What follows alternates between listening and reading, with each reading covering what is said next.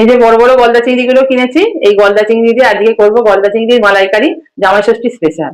দেখো চিংড়ি মালাইকারি করতে কি কি লাগবে তোমরা সবাই জানি, তাই আমি যেভাবে করি সেটা একবার তোমাদের দেখিয়ে দিচ্ছি। কি কি লাগবে: আদা পেস্ট, রসুন পেস্ট, আর কাঁচা লঙ্কা, আর এখানে লাগবে কিছু গুঁড়ো মশলা, যেমন ফোড়নের জন্য লাগবে গোটা গরম মশলা, আর হলুদ গুঁড়ো, লঙ্কা গুঁড়ো, ধনে গুঁড়ো, জিরে গুঁড়ো, নুন, মিষ্টি। কোকোনাট মিল্কটা দিয়ে আমি গলদা চিংড়ি মালাইকারি। এই ব্র্যান্ডের কোকোনাট মিল্কটা বেশ ভালো, এর আগে আমরা ইউজ করেছি। কড়াতে সর্ষের তেলটা দিয়ে দিচ্ছি। কড়ায় সর্ষের তেল দিয়েছি, এবার তেলটা গরম হয়ে গেলে মাছ আমার গরম হয়ে গেছে, আবার মাছগুলো দেবো ভাজার জন্য।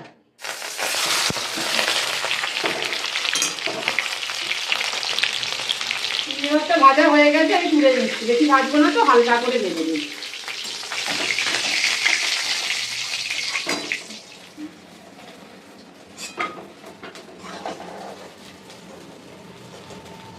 মায়ের সব চিংড়ি মাছগুলো কিন্তু ভাজা কমপ্লিট, আর এখানে এই দাঁড়াগুলো ছিল, এগুলোকেও মা সব কেটে কুটে রেখে দিয়েছিল, এগুলোকেও সব ভেজে নিয়েছে।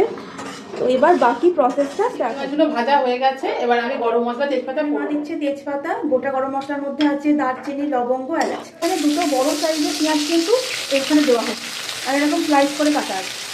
তোমরা মনে করলে বেটে দিতেও পারো, হ্যাঁ বাটি। পেঁয়াজ ভাজা আমার হয়ে গেছে, এবার আদা রসুনের পেস্টগুলো দিই। এবার প্রথমে রসুন পেস্টটা দিয়ে দিচ্ছি, তারপরে আদাটাও দিয়ে দিলাম, আর লঙ্কাগুলো দিয়ে দিই, মশলাগুলো দিয়ে দিই, হলুদ গুঁড়ো, লঙ্কা গুঁড়ো, ধনে গুঁড়ো, জিরে গুঁড়ো, নুন, মিষ্টি, এগুলো আমি দিয়ে দিই। ভালো করে কষাবো, ভালোভাবে সময় নিয়ে কিন্তু একটু কষাতে হবে। এটা আমার কষানো হয়ে গেছে, আমি কোকোনাট মিল্কটা দেবো। দেখতে পাচ্ছ না দুধটা কতটা ঘন, এটা কিন্তু মোটামুটি পুরোটাই কিন্তু দিয়ে দেওয়া হবে, তাহলে কিন্তু ফ্লেভারটা খুবই ভালো আসবে। একদম ঘন ঘন, ভীষণ ভালো। এটা আমার একটু জল দিচ্ছে এটার মধ্যে যেহেতু একটু ছিল, তো ওর মধ্যেই এটাকে ধুয়ে দিচ্ছি, আর কি লেগে আছে তো সেটাই দিয়ে দাও। আর এই মাছগুলো দিয়ে দিচ্ছি।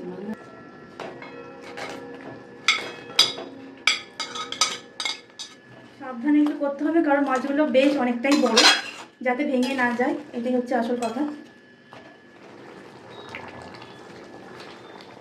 এর মধ্যে আমি একটু 10 টাকার যে আমুলের গুঁড়ো দুধ পাওয়া যায় না, ওটা একটু দেবো। আমি গুলবো না, আমি গুঁড়োটাই ওর মধ্যে ছড়িয়ে দেবো, খেতে ভালো লাগে। মিশিয়ে নেবো, এটা যে একটু ডেলা ডেলা হবে না, ওইটা মুখে পড়লে খেতে ভালো লাগে। আমার হয়েই গেছে, এবার আমি ঘি দিচ্ছি, এবার গরম মশলা দিয়ে গ্যাসটা অফ করে দেবো। এখানে বড় চামচে ওই 1 চামচ মতো ঘি আর কি মায়ের মধ্যে দিচ্ছে। এই সানরাইজের গরম মশলা গুঁড়ো এবার দিয়ে দেবো।